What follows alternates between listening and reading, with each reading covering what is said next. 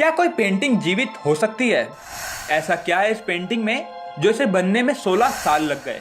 और क्यों लोग आज भी इस पेंटिंग को देखकर सम्मोहित हो जाते हैं?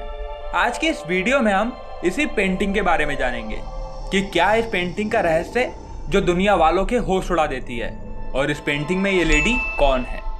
तो चलिए शुरू से शुरू करते हैं। वर्ल्ड के सबसे प्रसिद्ध और महान कलाकार लियोनार्डो दा विंची, जो अपनी बेमिसाल काबिलियत के लिए जाने जाते हैं, उन्होंने एक पेंटिंग बनाई जिसका नाम था मोनालिसा। पेंटिंग का ये नाम मोनालिसा काफी फेमस है, लेकिन बहुत कम लोग जानते हैं कि पेंटिंग का असली नाम था मोनालिसा, और इसका इटाली में मतलब होता है माय लेडी। मोनालिसा पेंटिंग को लियोनार्डो दा विंची ने सन 1503 में बनाना शुरू किया था। उसे बनाते बनाते 16 साल लग गए और 1519 में यह पेंटिंग तैयार हुई। दा विंची को मोनालिसा के सिर्फ होठ बनाने में 12 साल का समय लगा था, लेकिन कहते हैं कि लियोनार्डो दा विंची की ये पेंटिंग अधूरी है। वो इसमें कुछ चेंजेस करना चाहते थे जो उनकी डेथ के कारण मुमकिन नहीं हो पाया।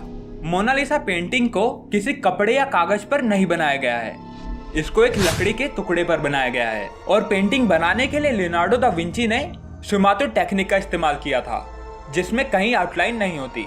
इससे साफ पता चलता है कि लियोनार्डो दा विंची कितने टैलेंटेड थे, क्योंकि बिना आउटलाइन के पेंटिंग बनाने के बारे में कोई सोच भी नहीं सकता, और लियोनार्डो दा विंची ने इसको करके दिखाया।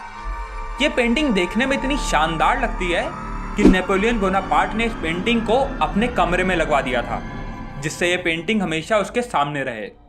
मोनालिसा की इस पेंटिंग का एक रहस्य ये भी है कि इस पेंटिंग को जितनी बार देखो, इस पेंटिंग के एक्सप्रेशंस हर बार बदलते हुए दिखते हैं। इस पेंटिंग में मोनालिसा के होंठ इतने रहस्यमय हैं कि ये हर बार देखने में अलग अलग लगते हैं। कभी देखने पर मोनालिसा मुस्कुराती हुई दिखती है, तो कभी ये मायूस दिखती है। अब सवाल यह है कि मोनालिसा पेंटिंग हर एंगल से अलग क्यों दिखती है। कुछ इतिहासकार का कहना है कि मोनालिसा का ऊपरी होंठ थोड़ा सा दबा हुआ है, जो मोनालिसा की मुस्कान को रहस्यमय मुस्कान बनाता है। एक न्यूरो साइंटिस्ट ये भी कहते हैं कि मोनालिसा के होंठ कभी नहीं बदलते।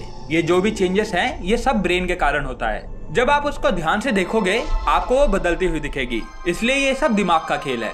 लेकिन सच्चाई तो यह है कि मोनालिसा की आंखें थोड़ी खुशनुमा हैं और होंठ थोड़े मायूस, जिससे जब भी कोई इस पेंटिंग को बार बार देखता है तो उसे अलग अलग एक्सप्रेशंस दिखते हैं। इतिहासकार आज भी इस फोटो की मुस्कान पर रिसर्च कर रहे हैं। मोनालिसा की ये पेंटिंग वर्ल्ड की सबसे महंगी पेंटिंग है, जो कि 1662 में $100 मिलियन की थी, और 2019 में इस पेंटिंग की कीमत $850 मिलियन है, यानी 6000 करोड़ रुपए से भी ज्यादा। लेकिन फ्रेंच के लॉ के अकॉर्डिंग इस पेंटिंग को कोई खरीद और बेच नहीं सकता। अब आज तक का सबसे बड़ा सवाल यह है कि लियोनार्डो दा विंची की इस पेंटिंग में ये लेडी कौन है। लियोनार्डो दा विंची ने कहीं भी अपनी इस पेंटिंग में लेडी का जिक्र नहीं किया हुआ है। कई हिस्टोरियन इस लेडी के बारे में अलग अलग राय देते हैं। कुछ कहते हैं कि वो लेडी उनकी मदर थी, तो कुछ कहते हैं वो मदर मैरी थी, लेकिन इनका कोई प्रमाण नहीं मिला है। कुछ हिस्टोरियन कहते हैं कि 2005 में एक खत पाया गया था, जो कि 1503 में लियोनार्डो दा विंची को लिखा गया था। इससे पता चलता है लियोनार्डो दा विंची अपने दोस्त फ्रांसिस्को डेल जियोकोंडो की वाइफ की पेंटिंग पर काम कर रहे थे, और जिसका नाम था लीजा जियोकोंडो। अगर फोटो में देखा जाए तो लीजा जियोकोंडो और मोनालिसा की पेंटिंग अलग अलग हैं। 2004 में एक साइंटिस्ट पास्कल कोटे, जो कि मोनालिसा की पेंटिंग पर रिसर्च कर रहे थे, उन्हें अपनी 10 सालों की रिसर्च के बाद कुछ पता चला, जिससे उनके होश उड़ गए। उन्होंने रिसर्च के दौरान पाया कि उस पेंटिंग में 3 लेयर्स हैं, और मोनालिसा की पेंटिंग के पीछे किसी और की पेंटिंग छिपी हुई है, और जिस लेडी की पेंटिंग पीछे छिपी हुई है उसकी शक्ल लीजा जियोकोंडो से मिलती है।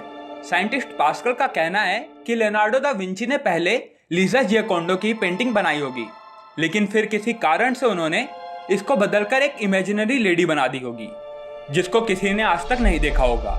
यह सिर्फ दा विंची की एक इमेजिनेशन थी और कुछ नहीं। लियोनार्डो दा विंची की हर पेंटिंग में एक हिडन मैसेज भी होता है, जिसे समझ पाना हर किसी के बस की बात नहीं होती। दा विंची की इस पेंटिंग में एक हिडन मैसेज भी है। जब कुछ साइंटिस्ट ने उस छुपे हुए मैसेज को जानने की कोशिश करी, तो पता चला कि उस पेंटिंग में मोनालिसा के उल्टे हाथ की तरफ कुछ लिखा हुआ है, जो था ला रिस्पोस्टा सी त्रोवा, जो कि इटाली भाषा में था। इसका मतलब होता है द आंसर इज हियर। लेकिन फिर भी इस रहस्य का अभी तक पता नहीं चल पाया है।